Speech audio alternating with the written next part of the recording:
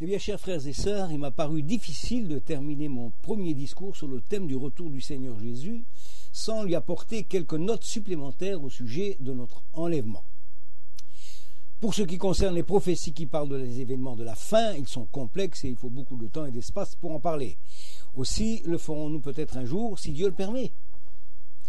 Je souhaite néanmoins continuer sur mon premier discours avec un second enregistrement de CD. Si donc vous n'avez pas écouté le premier CD de Jésus revient, je vous le recommande vivement. Il vous permettra d'avoir une vue d'ensemble sur la question de l'enlèvement et du retour de notre Seigneur Jésus-Christ. Lorsque Jésus aura enlevé son Église auprès de lui dans le ciel, tous les membres qui la composent seront alors devant lui. C'est à ce moment-là que les œuvres de chacun seront examinées et évaluées à leur juste valeur. Cet examen du Seigneur sur les œuvres et travaux de ses enfants permettront de déterminer les récompenses qui doivent revenir à chaque enfant de Dieu pour son travail. Bien sûr, les enfants du Seigneur ne travaillent pas pour obtenir des récompenses, puisqu'ils travaillent par amour et avec reconnaissance envers le Seigneur qui les a aimés le premier et qui a donné sa vie pour eux. Si vous lisez l'épître de Saint Paul, la première épître de Corinthiens, au chapitre 3, versets 10 à 15, vous remarquerez que Saint Paul a signalé différents matériaux pour illustrer les différentes valeurs et qualités de service, pour démontrer aussi que certaines œuvres seront mieux récompensées que d'autres, alors que certaines autres ne seront même pas retenues, ou dont quelques-unes se verront peut-être même désapprouvées par le Seigneur. L'or, l'argent, les pierres précieuses sont représentés comme étant des œuvres de bonne qualité, qui mériteront une récompense. Mais au contraire, le bois, le foin ou le chaume sont des œuvres de mauvaise qualité qui ne pourront pas être récompensées. Les différentes qualités de notre travail seront vérifiées au travers de l'état d'esprit dans lequel les croyants les aura faites pour son Sauveur. Si les œuvres ont été réalisées dans la recherche de la gloire de Dieu avec amour et consécration, le croyant recevra alors la récompense correspondante. Mais si au contraire les œuvres de la vie chrétienne auront été faites en vue d'une gloire personnelle, temporelle, le croyant perdra alors les récompenses qu'il aurait dû obtenir. Lorsque l'examen des œuvres des croyants aura pris fin, commencera alors le début des noces de l'agneau qui se continueront tout au long de la période du millénium, car Jésus régnera sur le peuple d'Israël et il régnera sur toutes les nations avec tous les siens, selon le texte, au moins un des textes, Romains chapitre 15 verset 12. Dans l'évangile de Luc, au chapitre 4 verset 15 à 17, il nous est dit qu'un jour, un homme avait assisté à une réunion où Jésus avait prêché. Et après avoir entendu le message du Seigneur Jésus, il avait été tellement enthousiasmé qu'il s'était écrié « Heureux celui qui prendra son repas dans le royaume de Dieu ». Et le Seigneur a conclu alors par une merveilleuse parabole les invités aux noces par ces mots « Venez car tout est déjà prêt ». Le livre de l'Apocalypse au chapitre 19 verset 9, il est écrit ceci « Heureux ceux qui sont appelés au festin des noces de l'agneau ».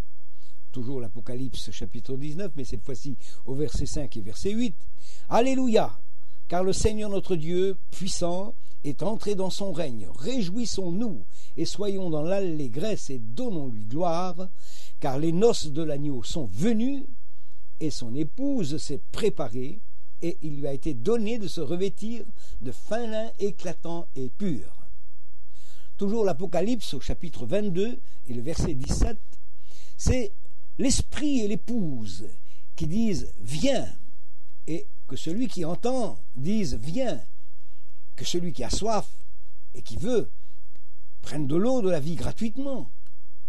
Et Jésus ajoute toujours au chapitre 3, cette fois-ci de l'Apocalypse, verset 20, « Voici, je me tiens à la porte et je frappe. » Texte d'Hébreux au chapitre 4, verset 20, il est écrit ceci également, « Aujourd'hui, si vous entendez sa voix, n'endurcissez pas vos cœurs. » Et finalement, Matthieu chapitre 24, verset 44, il est dit, « C'est pourquoi vous aussi, tenez-vous prêts, car le Fils de l'homme, Jésus, viendra à l'heure que vous ne penserez pas. Devant nous, il y a donc maintenant l'espérance des croyants de l'Église, car Jésus reviendra pour apparaître d'abord à ceux qui lui appartiennent, tel que nous l'avons dit dans le premier CD. Le Seigneur Jésus viendra pour enlever auprès de lui son Église, et ceci avant la grande tribulation. Ce sera premièrement la parousia de l'époux à son épouse. Deuxièmement, l'Église sera manifestée et apparaîtra devant son Sauveur Jésus-Christ. Ce sera la parousia de l'épouse devant son divin époux, le Seigneur Jésus-Christ. Et troisièmement, Jésus reviendra avec les siens et apparaîtra visiblement au monde après la grande tribulation. Ce sera alors la parousie que nous connaissons. Premièrement, il viendra pour sauver son peuple d'Israël, en le délivrant de la main de ses ennemis. Secondement, il reviendra visiblement sur les nuées du ciel pour juger toutes les nations. Troisièmement, il viendra pour accomplir toutes les promesses que Dieu a faites à Abraham et à ses descendants. Et quatrièmement, pour inaugurer son règne millénaire sur la terre. Nous serait-il possible de connaître le moment de son retour? Tout le monde s'y est intéressé. Et dans l'évangile de Matthieu, au chapitre 24, verset 3, les disciples justement posèrent cette question à Jésus en ces termes. « Dis-nous quand cela arrivera-t-il? Et quel sera le signe de ton avènement et de la fin du monde ?» Jésus, après avoir signalé les différents signes qui doivent marquer la proximité de son retour, ou jalonner ce qui va précéder son retour, il répond à leurs questions, mais au chapitre 25, verset 36 de l'évangile de Matthieu, par ces mots: « Pour ce qui est du jour ou de l'heure, personne ne le sait, ni les anges des cieux, ni le Fils, mais le Père seul. » Et en Matthieu 25, verset 13, il semble apporter cette conclusion: « Veillez donc, puisque vous ne savez ni le jour, ni l'heure. » Donc, nul ne le sait. C'est d'autant plus pour cette raison que nous devons rester vigilants sur notre vie de chrétien et dans une joyeuse attente du très prochain retour de Jésus-Christ pour les siens. Voici encore quelques délicieuses gâteries bibliques qui devraient stimuler notre foi et notre espérance, car Jésus-Christ a promis de revenir un jour pour ravir son Église en l'enlevant dans les airs à sa rencontre pour qu'elle soit toujours auprès de lui. Le texte de 1 Thessaloniciens 4, 17, que tout le monde connaît, déclare expressément que nous serons tous ensemble enlevés avec eux, c'est-à-dire les morts qu'ils seront ressuscités à ce moment-là, et nous partirons ensemble sur des nuées à la rencontre du Seigneur dans les airs. Or, le terme grec employé dans ce texte pour parler de notre enlèvement, c'est le terme harpazo. Voici comment harpazo est compris dans nos différentes traductions de la Bible. Il signifie être enlevé, ravir quelqu'un ou bien quelque chose, ou encore ôter ou retirer quelque chose rapidement, enlever, piller, dérober, s'emparer, ou bien subtiliser, ou encore emporter. Ce terme exprime déjà la pensée d'une action extrêmement rapide, discrète, subite et imprévue, comme s'il s'agissait d'un enlèvement ou d'un rapt, dont le jour et l'heure resteront secrets jusqu'au moment de l'enlèvement. En ce qui concerne cette expression harpazo touchant notre enlèvement dans le ciel auprès de lui, auprès de Jésus, me paraît être d'une grande importance. Elle devrait nous aider à bien comprendre le texte de 1 Thessaloniciens 4, 17.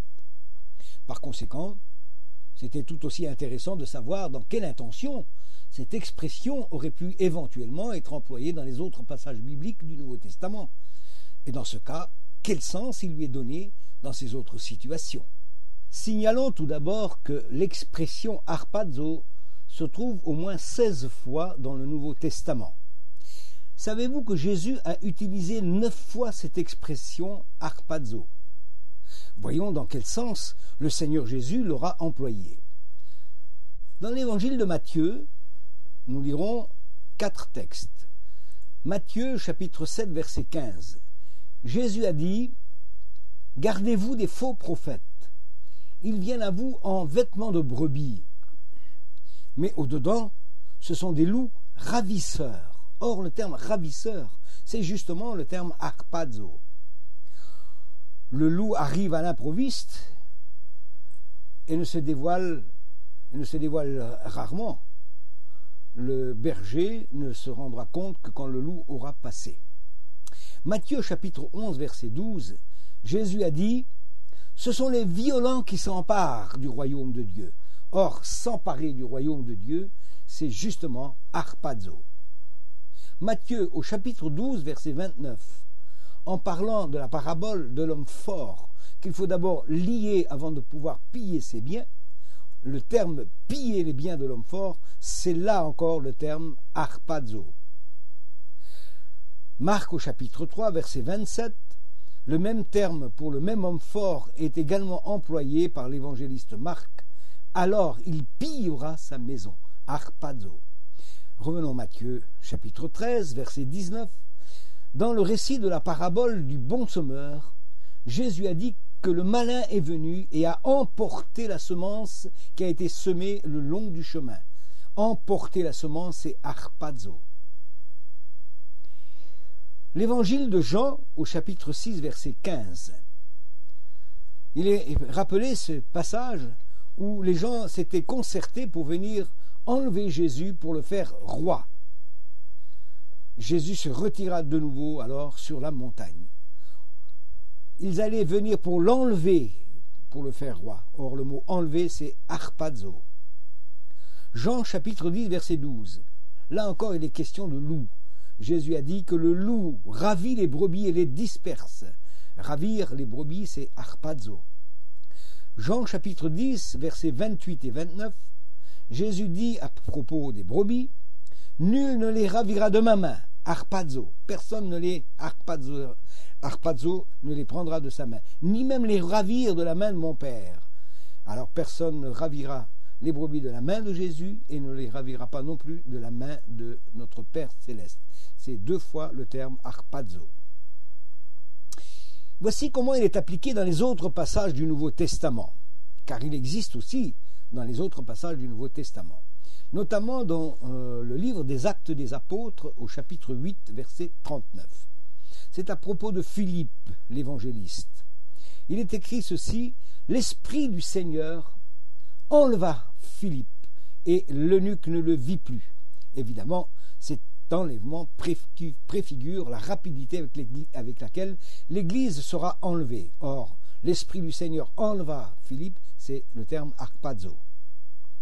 Un autre exemple frappant du terme harpazo avec son sens, on le trouve dans le livre des Actes au chapitre 23 et le verset 10. C'est à propos de Paul qui a provoqué une émeute dans la ville de Jérusalem et il est battu par la foule. Le tribun, craignant que Paul ne fût mis en pièces par ces gens, fit descendre les soldats pour l'enlever du milieu d'eux et le conduire à la forteresse. Or, le mot « enlever du milieu d'eux », c'est le terme « harpazo ». Nous avons ici un bel exemple de notre enlèvement devant le danger, celui de la grande tribulation, bien sûr. Et puis, nous arrivons dans le livre des Actes des Apôtres, toujours au chapitre 27, verset 15. C'est à propos du bateau qui est emporté par le vent, qui ne peut plus lutter contre le vent, le bateau dans lequel Paul et les autres passagers naviguaient. Or, le bateau emporté, c'est également le terme harpazo. Nous arrivons dans l'épître aux Corinthiens, la 2e épître aux Corinthiens au chapitre 12, versets 2 à 4.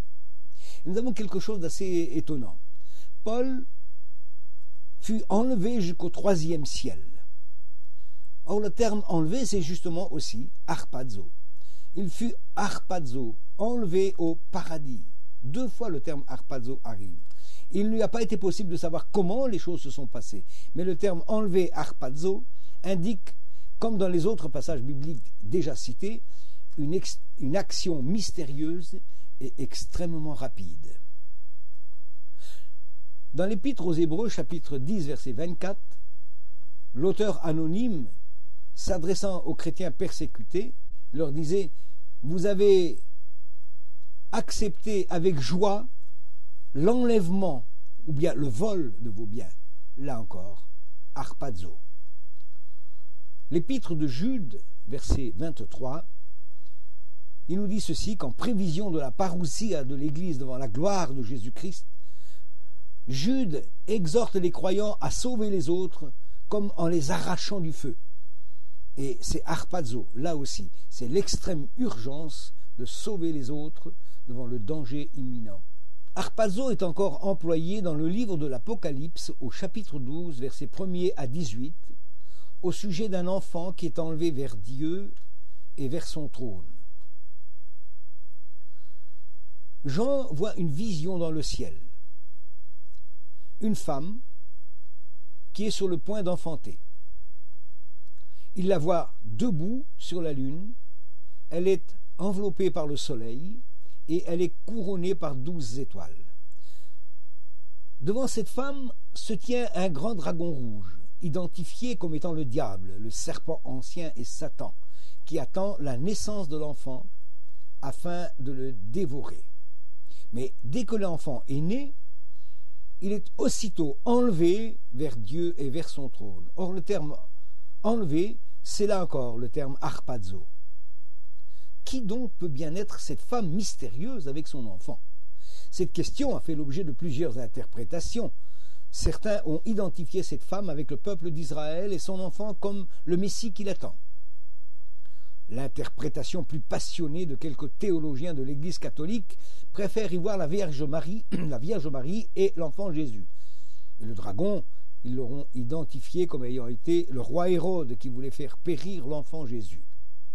Or, à l'époque où Jean a écrit ces choses, il les a écrits, mais surtout il a écrit les choses qui doivent arriver après elles. Lorsque Jean a écrit cet Apocalypse, Marie avait déjà mis au monde son fils, et Jésus était ressuscité et parti au ciel. D'autre part, Jésus, à peine né, serait déjà parti au ciel sans passer par la croix. Par conséquent, ce n'est pas la bonne interprétation. D'autres ont vu dans cette vision l'Église, et l'enfant serait le Seigneur Jésus qui vient naître tout simplement dans les cœurs de tous ceux qui croient en lui depuis le début de la prédication de la grâce. Cette interprétation torture également les textes. En effet, il manque une partie importante dans cette interprétation. Ils ont oublié l'enlèvement de l'enfant qui symbolise l'Église. Et présenté de cette manière, l'avenir de l'Église est amputé de l'acte principal, c'est-à-dire son enlèvement. Il reste encore un autre problème qui n'est pas solutionné dans cette interprétation, car si la femme serait l'Église, celle-ci devrait obligatoirement traverser la grande tribulation. Or, nous avons déjà démontré que c'est une impossibilité, et cela pour les raisons suivantes. C'est qu'à la naissance de l'enfant, la femme s'en va pour se réfugier au désert, alors que son enfant est enlevé vers Dieu et vers son trône. L'Église de Jésus-Christ ne peut pas être divisée en deux parties, l'une au ciel et l'autre au désert.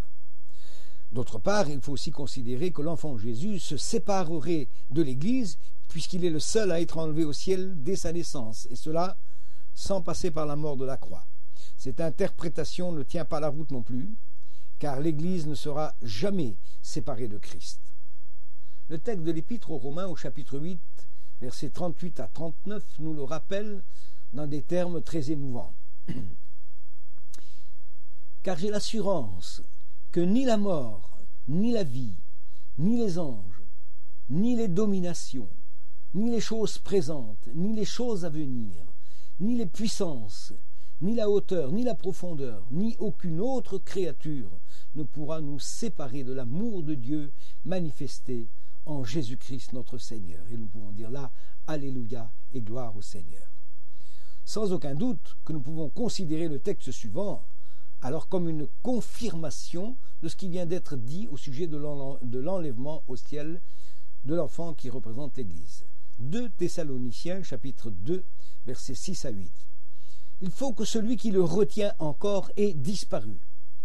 Celui qui doit disparaître ne peut être, à mon avis, que l'enfant de la femme, c'est-à-dire le corps de Christ qui est son Église. et non pas le Saint-Esprit, comme quelques-uns ont pu le penser. D'ailleurs, le sens du mot « disparu » est traduit de la manière suivante dans le texte grec. Seulement, celui qui le retient maintenant doit d'abord être sorti du milieu duquel il est, et alors seulement sera révélé l'impie. Cette femme et son enfant, serait-ce alors Israël et l'Église de Jésus-Christ? L'interprétation la plus correcte serait d'identifier cette femme comme étant le peuple d'Israël, et l'enfant qu'elle a conçu serait l'Église de Jésus-Christ. Voici quelques arguments qui vont dans ce sens. Premièrement, la couronne de 12 étoiles ne rappelle-t-elle pas les 12 tribus d'Israël? Et Jésus n'a-t-il pas dit dans Matthieu 19, verset 28, que ce sont les 12 apôtres qui doivent un jour juger les 12 tribus du peuple d'Israël? N'oublions pas que le peuple juif a donné au monde la parole de Dieu révélée, et que cette parole est la lumière du monde. En effet, Marie, Joseph et Jésus sont des Juifs. Et la première église apostolique était composée de Juifs. Les apôtres étaient Juifs, bien sûr, ainsi que la majorité des premiers chrétiens, tant en Israël que dans les premiers pays évangélisés par les missionnaires juifs. Deuxièmement, dans l'évangile de Jean, au chapitre 4, verset 22, Jésus n'a-t-il pas précisé à la femme de Samarie que le salut vient des Juifs? Et en troisième position, la femme de notre vision, qui semble bien être le peuple d'Israël, trouvera un refuge que le Seigneur lui a préparé au désert. Ainsi, ce serait le peuple d'Israël qui doit continuer à vivre pendant la grande tribulation, alors que son enfant, qui est l'Église, est enlevé vers Dieu et vers son trône. Le grand dragon rouge, le diable, cherchera à dévorer l'enfant. Vous savez que le diable rôde toujours autour des croyants comme un lion rugissant, cherchant qui il dévorera. C'est la première épître de Pierre, au chapitre 5, verset 8, que nous lisons ceci. « Soyez sobres, veillez. Votre adversaire, le diable, rôde comme un lion rugissant, cherchant qui il dévorera. Résistez-lui donc avec une foi ferme, sachant que les mêmes souffrances sont imposées à vos frères dans le monde. » La femme Israël, qui se sera réfugiée au désert, sera nourrie et protégée pendant 1260 jours, autrement dit 3 ans et demi. Après l'enlèvement de l'enfant, le reste du contenu de ce chapitre 12 de l'Apocalypse fait mention d'une guerre sans merci entre l'archange Michel et ses anges qui combattront contre le dragon qui sera finalement précipité sur la terre. C'est alors et seulement qu'il commencera à faire la guerre au reste de la postérité de la femme, c'est-à-dire les enfants d'Israël. Et c'est là qu'il faut situer le début de la grande tribulation. Or, la postérité de la femme, ce n'est pas l'Église proprement dite, parce que c'est aussi la descendance des enfants d'Israël, mais d'Abraham. Néanmoins, on est un peu perplexe devant le fait que Jean voit cette vision dans le ciel. Et l'on pourrait penser que Israël et l'Église y seraient déjà. Premièrement, n'oublions pas que c'est une vision de l'avenir pour la femme, et que d'autre part, la femme doit trouver un refuge dans le désert. Or, le désert n'est pas encore le ciel pour l'instant, car le peuple d'Israël doit remplir d'abord sa mission terrestre pendant 1000 ans. Ce n'est que l'enfant qui est enlevé premièrement vers Dieu et vers son trône. Cette tribulation commencera donc exactement à partir du moment où l'enfant est enlevé vers Dieu. Et c'est à l'enlèvement harpazo de l'Église du Seigneur que commencera la terrible période de la grande tribulation et qui doit durer 3 ans et demi. L'Église représentée par l'enfant enlevé sera soustraite au grand dragon rouge pour être enlevée auprès du trône de Dieu. Chers frères et sœurs, il nous est doux de penser que c'est exactement là que Jésus conduira les siens afin de les soustraire d'au-devant d'un grand danger, celui de la grande tribulation, bien sûr. Le terme utilisé pour enlever est le terme harpazo que nous avons déjà vu. Il s'agirait donc ici de l'enlèvement de l'Église. Ceci confirmera une fois de plus que si l'Église est représentée par l'enfant enlevé vers Dieu et vers son trône, elle ne sera pas concernée par cette période troublée de la tribulation. Certaines personnes ont pourtant estimé que l'Église de Jésus-Christ devra obligatoirement traverser la période de 3 ans et demi de la tribulation avant de pouvoir aller au ciel.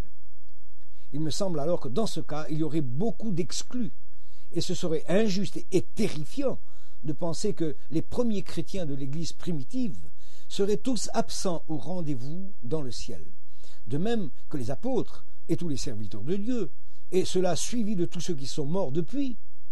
Tous ces croyants-là seraient exclus du salut, puisqu'ils sont morts avant la grande tribulation. Bien sûr, le fait d'être mort avant la tribulation ne gênera pas la résurrection, ni l'enlèvement de tous ces croyants qui sont morts dans la foi au Christ, car heureusement, il n'est pas indispensable aux chrétiens de traverser cette période de détresse pour être sauvés. Dieu ne ressuscitera pas non plus les chrétiens pour leur faire connaître la grande tribulation, car à ce moment-là, ils seront déjà ressuscités et auprès de leur Seigneur dans le ciel. Alléluia. Ainsi, tous les croyants qui meurent échappent à la grande tribulation finale, non par miracle, mais parce qu'ils seront morts avant cette terrible période, tout simplement. Il n'y a pas là de miracle. De ce fait, non seulement il n'est pas indispensable à l'Église de traverser la période de détresse pour être sauvée, mais encore, Dieu ne l'a pas prévu pour son Église. Et on peut dire Amen au Seigneur. C'est pour cela que nous avons de bonnes raisons de croire que l'enfant enlevé vers Dieu et vers son trône ne peut être que l'Église qui doit régner avec Jésus-Christ. Et si c'est l'Église, alors nous avons dans le texte même la preuve irréfutable qu'elle est enlevée, harpazo, juste avant que commence la période des 3 ans et demi de la grande tribulation, telle que nous l'avons déjà signalée. Cette interprétation semble aussi se compléter avec ce que le Seigneur Jésus a dit lui-même dans le texte de Apocalypse, chapitre 2, versets 26 et 27. « À celui qui vaincra et qui gardera jusqu'à la fin mes œuvres, je donnerai autorité sur les nations. Il les pètera avec une verge de fer, c'est-à-dire un sceptre de fer, sceptre royal, comme on brise les vases d'argile, ainsi que moi-même j'en ai reçu le pouvoir de mon Père, et je lui donnerai l'étoile du matin.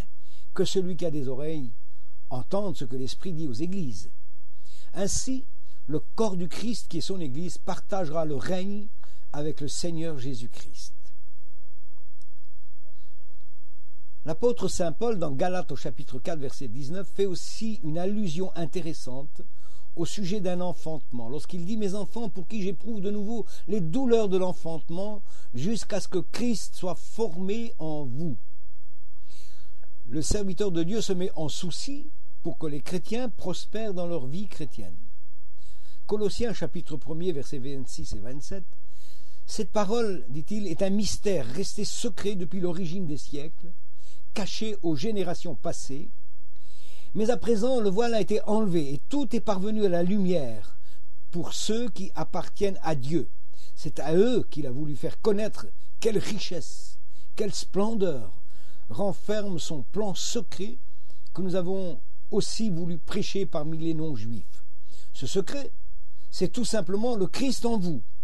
C'est en lui que se concentre toute la gloire future. Il y a donc une forme de gestation spirituelle dans la vie et le cœur des croyants, desquels le Christ s'imprime réellement par la foi. Ce mystère est encore expliqué par d'autres passages bibliques. Philippiens chapitre 1er verset 21, Paul déclare « Car pour moi, Christ est ma vie et la mort m'est un gain. » Galates au chapitre 2 verset 20, il déclare « J'ai été crucifié avec Christ et si je vis, ce n'est plus moi qui vis, c'est Christ qui vit en moi. Et si je vis maintenant dans la chair, je vis dans la foi au Fils de Dieu qui m'a aimé et qui s'est livré lui-même pour moi. » Dans la deuxième épître aux Corinthiens, chapitre 5, verset 17, Paul déclare « Si quelqu'un est en Christ, il est une nouvelle créature. Les choses anciennes sont passées. Voici, toutes choses sont devenues nouvelles. » Galates au chapitre 3, verset 27, « Car vous êtes tous fils de Dieu par la foi en Jésus-Christ. Vous tous qui avez été baptisés en Christ, vous avez revêtu Christ. Il s'agit donc de notre nouvelle naissance. Colossiens chapitre 3, verset 3 et chapitre 4, verset 3. « Car vous êtes morts, Paul dit, et votre vie est cachée avec Christ en Dieu. Quand Christ, votre vie, paraîtra, alors vous paraîtrez aussi avec lui dans la gloire. » Être né de Dieu, selon l'expression qui se trouve en plusieurs endroits de la première épître de Jean, équivaut à être né de nouveau. La première épître de Pierre, chapitre 1er, verset 23, atteste que les enfants du Père, Dieu, sont régénérés par une semence incorruptible, celle de la parole vivante et permanente de Dieu. Les textes abondent. On pourrait encore citer l'épître aux Romains, chapitre 14, chapitre 8, verset 14. Pour vous, vous ne vivez pas selon la chair, mais selon l'esprit, si du moins l'esprit de Dieu habite en vous. Si quelqu'un n'a pas l'esprit de Christ, il ne lui appartient pas. Et tous ceux qui sont conduits par l'esprit de Dieu sont fils de Dieu. Pour conclure cette idée, c'est que celui qui n'a pas fait l'expérience de la nouvelle naissance ne peut pas faire partie du corps de Christ, représenté par l'enfant enlevé vers le trône de Dieu. Cette expérience a été expliquée et détaillée par le Seigneur lui-même un soir à Nicodème dans l'évangile de Jean chapitre 3, et je vous invite à vous y référer. Au sujet de ce temps de détresse, nous avons déjà dit qu'il est fixé à 3 ans et demi pour les habitants de la terre. Cette durée de temps est mentionnée d'abord au chapitre 11, versets 2 et 3 de l'Apocalypse, puis dans le chapitre 12, verset 6 et verset 14, puis de nouveau mentionné au chapitre 13, verset 5. Mais il est également mentionné dans le livre du prophète Daniel au chapitre 7 et verset 25 et le chapitre 12, verset 7. Pourquoi 3 ans et demi et pas 7 ans? Dans l'évangile de Matthieu, chapitre 24, versets 20 à 22, Jésus a parlé du temps réservé à cette détresse mondiale. Et il a dit « Priez pour que votre fuite n'arrive pas en hiver ni un jour de sabbat, car alors la détresse sera si grande qu'il n'y en a point eu de pareil depuis le commencement du monde jusqu'à présent, et qu'il n'y en aura jamais. Or, si ces jours n'étaient abrégés, personne ne serait sauvé, mais à cause des élus, ces jours seront abrégés. » Ces élus, ce sont les Juifs qui devront traverser la grande tribulation. Mais nous savons maintenant de combien de temps cette détresse a été abrégée. 3 ans et demi au lieu de 7 ans. Signalons en passant que certaines personnes estiment quand même que ce sera 7 ans. Finalement, que ce soit au début ou bien au milieu de la semaine, l'essentiel c'est que au moins tout le monde est d'accord que l'enlèvement de l'Église se fera avant la grande tribulation. C'est là une bonne raison pour combler de joie et de bonheur et d'assurance tous les chrétiens. Maintenant que nous comprenons un peu mieux l'expression enlèvement, harpazo, au travers des textes bibliques que je viens de citer, et qui éclairent le sens dans lequel doit être compris l'enlèvement des croyants de l'Église pour aller à la rencontre du Seigneur, nous pouvons dire que ce terme harpazo concorde très bien avec ce qui se passera au moment de la résurrection des croyants et la transformation des corps des chrétiens qui seront encore vivants sur la terre.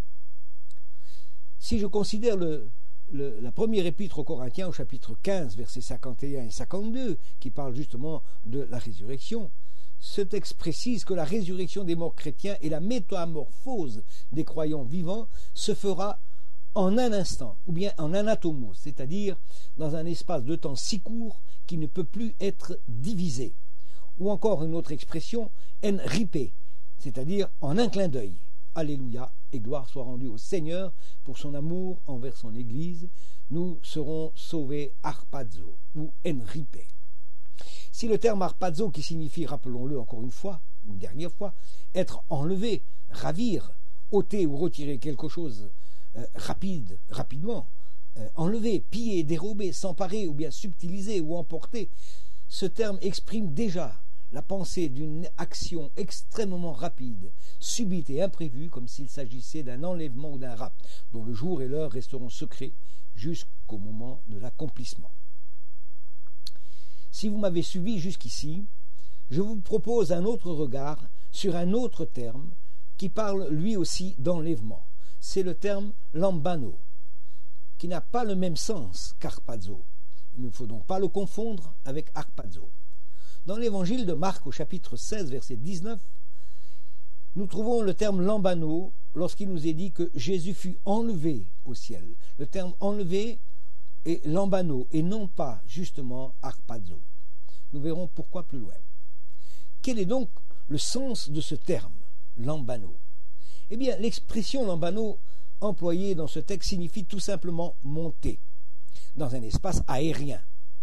Il n'y a rien dans ce terme lambano qui puisse supposer un acte de précipitation tel que celui de arpazo, que nous avons déjà examiné. Bien au contraire, lambano signifie un événement tranquille, empreint de sérénité et de grandeur, sans précipitation, comme par exemple Jésus prit avec lui Pierre, Jacques et Jean, ou encore Jésus prit avec lui les 12, ou bien 2 hommes montèrent au temple pour prier, ou ils montèrent dans la barque. Prendre quelqu'un ou monter quelque part, c'est le terme lambano. Voici encore d'autres références glanées dans les Écritures où nous retrouvons le même sens du terme lambano appliqué pour enlever et monter.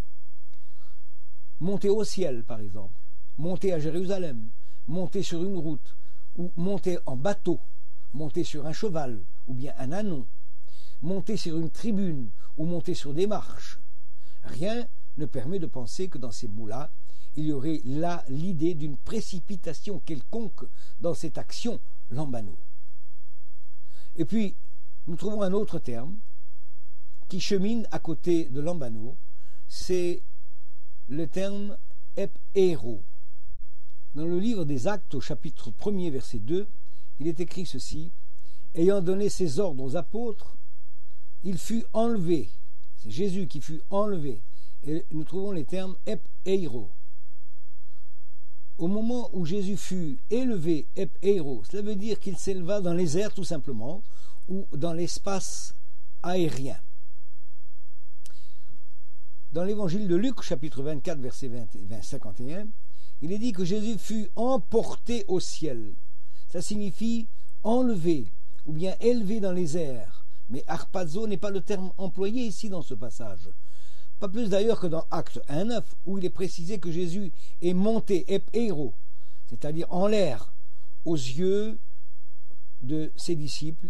C'est donc une ascension vers le ciel visible et sans précipitation. Les anges ont dit qu'il reviendra de la même façon, donc visible. Mais alors, ce sera pour sauver son peuple d'Israël. Et ensuite, pour juger toutes les nations qui auront combattu contre Israël, puis enfin, pour inaugurer le millénium. L'Église, elle n'est pas concernée par ce retour visible, puisqu'elle aura été déjà enlevée avant la grande tribulation. Je voudrais vous entretenir aussi d'un autre événement de l'Apocalypse, l'épisode de l'enlèvement des 2 témoins qui auront prophétisé pendant la terrible période de la tribulation, seront mis à mort. Mais après avoir été ressuscités, ils entendirent une voix du ciel qui leur disait « Montez ici !» Et ils montèrent au ciel dans la nuée, et leurs ennemis les virent. Ce texte ne parle pas de l'enlèvement de l'Église, mais des 2 témoins qui doivent prophétiser pendant la période de la grande tribulation. Or, monter n'est pas arpazo, mais lambano. Et c'est pourquoi leurs ennemis les virent partir au ciel. Disons alors que face au danger de la grande tribulation, de la colère de l'agneau qui viendra sur tous les habitants de la terre, ce dont Jésus veut épargner les vrais croyants, eh bien l'enlèvement de l'Église ne se fera pas de la même façon que celle des 2 témoins, ni de la même manière que celle de l'enlèvement de Jésus. En effet, Jésus n'a pas affirmé que l'Église serait enlevée de la même manière que lui-même partirait au ciel.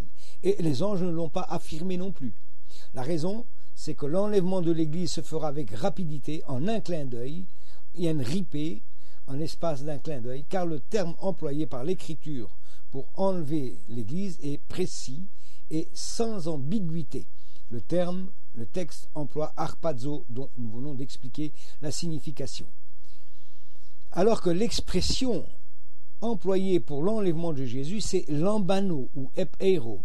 L'idée d'une précipitation quelconque est exclue. Et c'est pour cela que les disciples ont vu Jésus partir au ciel de façon visible, de même que les ennemis des deux témoins qui sont montés de façon visible au ciel. Au verset 11 du premier chapitre des Actes, il est dit « Ce Jésus qui a été enlevé », c'est le terme lambano. Dans 1 Timothée chapitre 3 verset 16, il est encore question de Jésus, où Paul dit « Il fut enlevé dans la gloire » ou « élevé dans la gloire », c'est le terme lambano.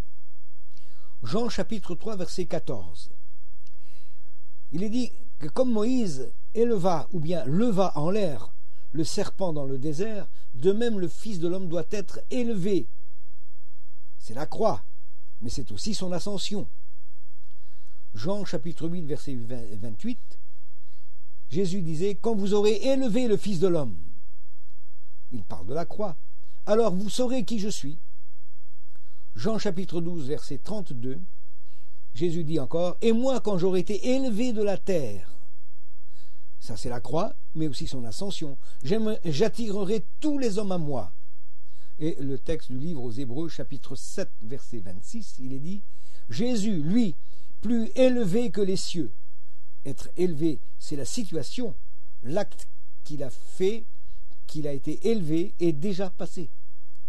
Apocalypse chapitre 11 verset 12, l'expression anabeno a aussi sa racine dans lambano.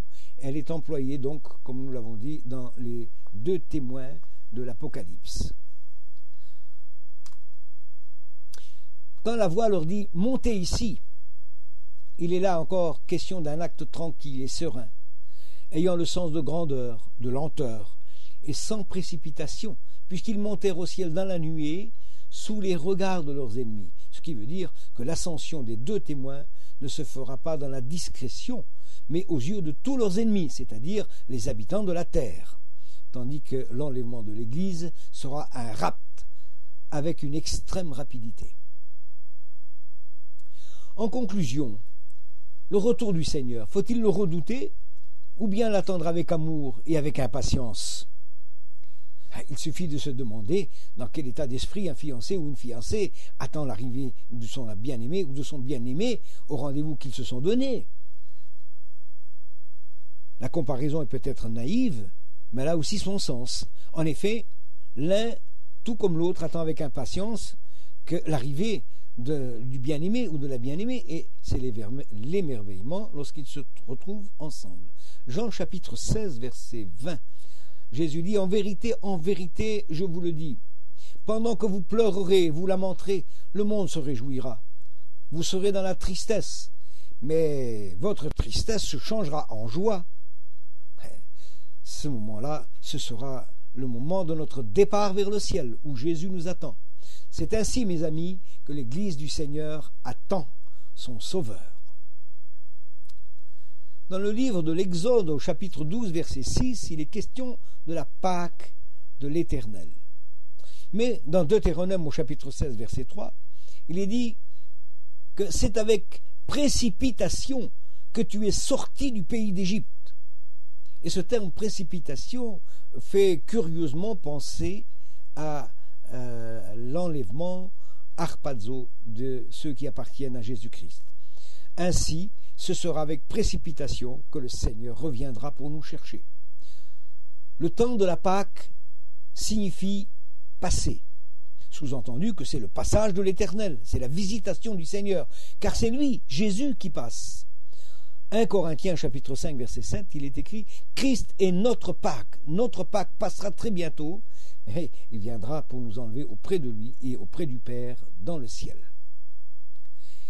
Les Israélites devaient manger l'agneau de la Pâque dont le sang avait été mis sur les linteaux des portes des maisons du peuple de Dieu.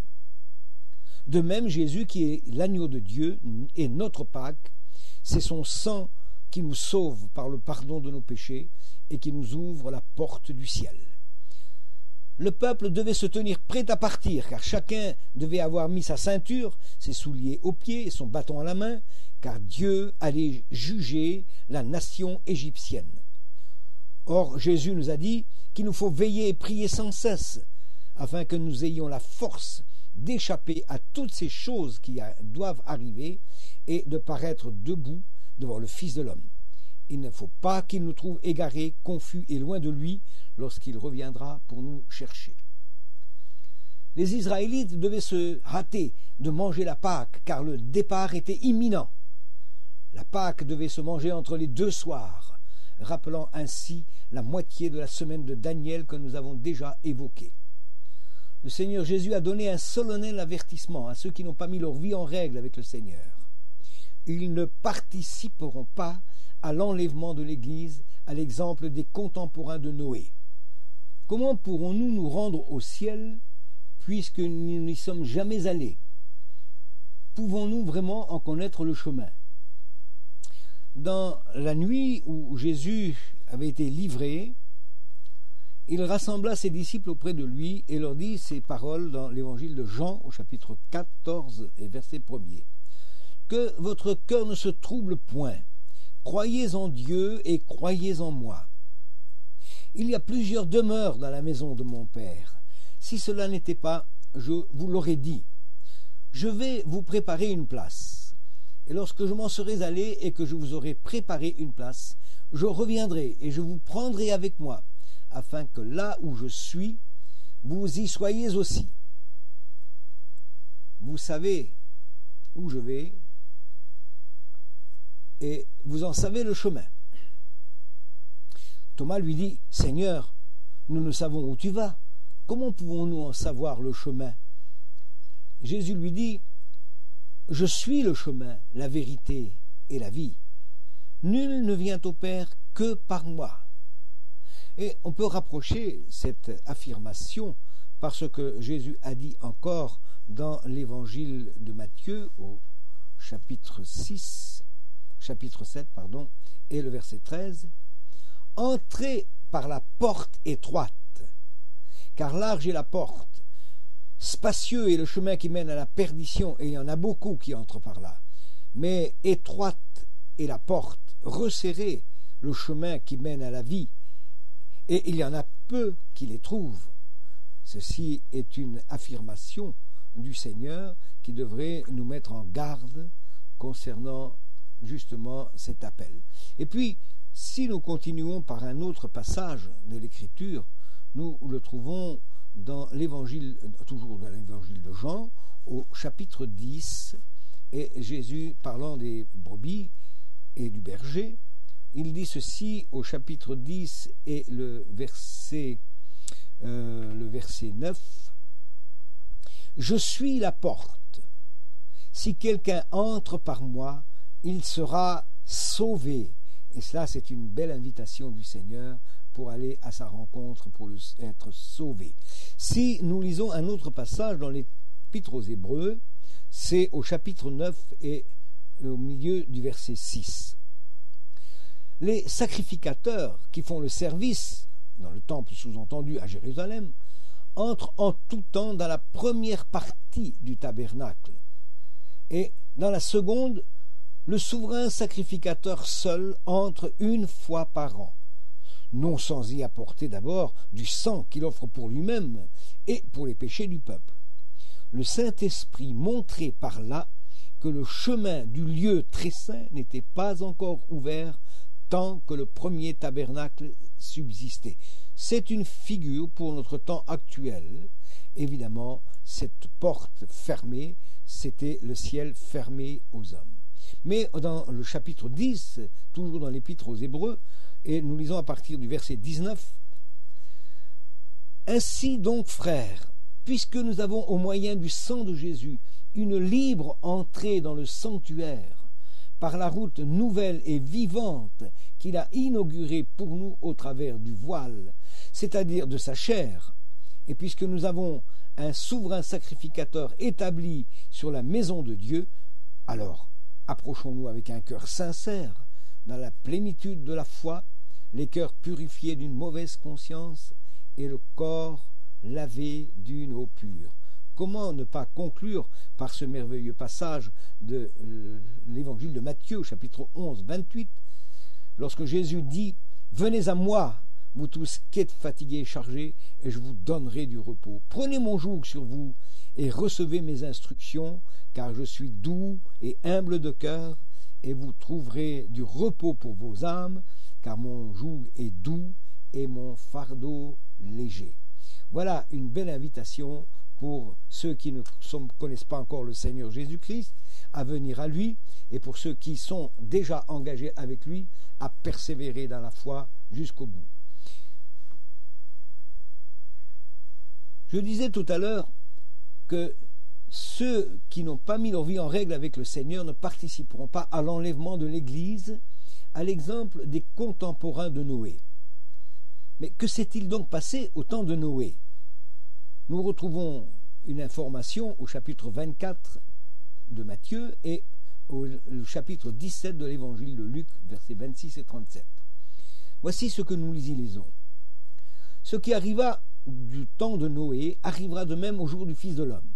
Car dans les jours qui précédèrent le déluge, les hommes mangeaient, buvaient, se mariaient et mariaient leurs enfants, jusqu'au jour où Noé entra dans l'arche, et ne se doutèrent de rien, jusqu'à ce que le déluge vînt et les emporta tous. Comme au temps de Noé, qui était déjà à l'abri dans l'arche depuis 7 jours, avant que ne vînt la fin, c'est-à-dire le déluge, la porte était restée ouverte. Aujourd'hui, la porte du ciel est toujours ouverte pour les retardataires.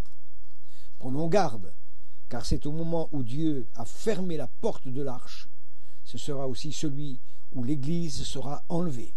C'est alors que s'ouvriront les yeux des hommes, tout comme au temps de Noé, et qu'ils réaliseront l'ampleur de leur désastre et de leur malheur.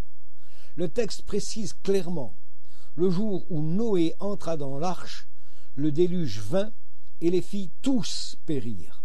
Et Jésus a confirmé que les choses se passeront de la même manière à l'avènement visible, bien sûr, du Fils de l'homme pour tous ceux qui ne seront pas préparés pour l'enlèvement de l'Église.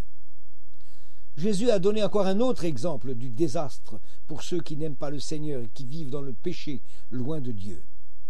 Mais aussi que ceux qui aiment le Seigneur et qui seront sauvés du malheur qui doit venir sur les habitants du monde incrédules auront la joie d'être sauvés. Cet exemple, c'est celui du temps de Lot.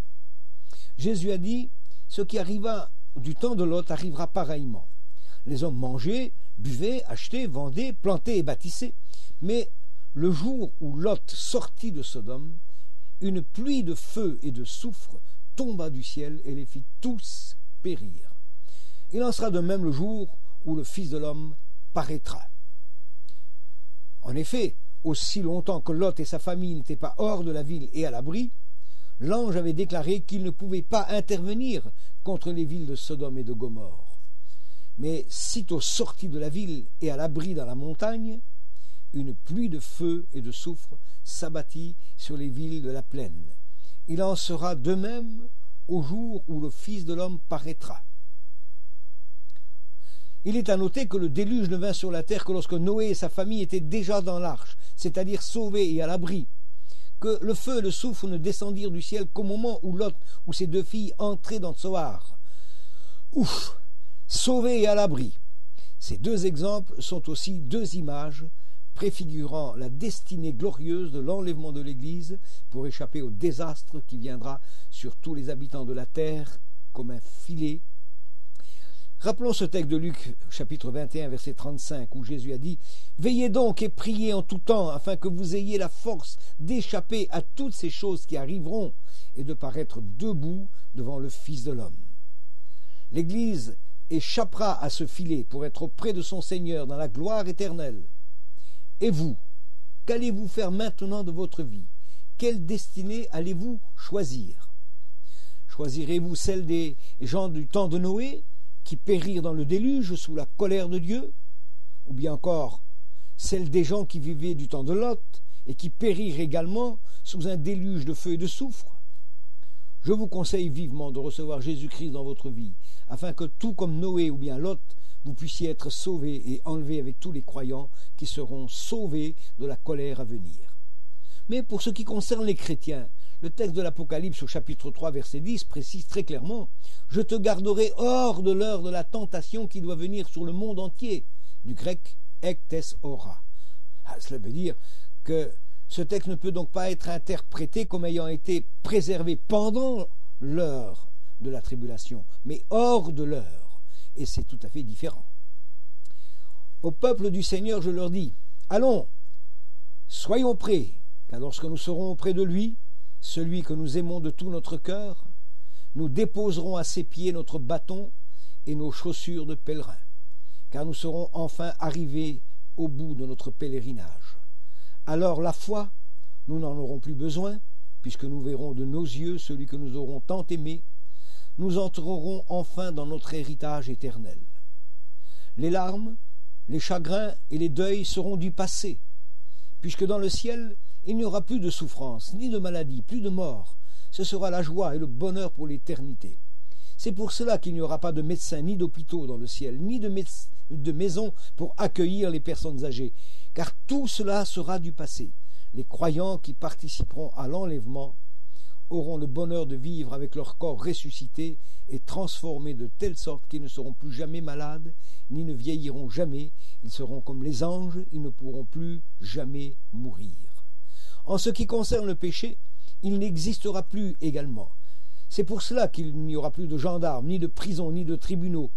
Il n'y aura plus de coupables, ni de pécheurs. Satan et tous ses démons seront jetés dans les temps de feu et de soufre avec tous les incrédules et ceux qui auront marché pendant toute leur vie terrestre en ennemis de la croix. Il n'y aura plus de cimetière dans le ciel. La mort n'existera plus. Terminons par ces derniers mots. Courage, encore un peu, très peu de temps. Celui qui doit venir viendra, et il ne tardera plus. C'est le texte du livre aux Hébreux, chapitre 10, verset 37, qui le relate. Que Dieu vous bénisse.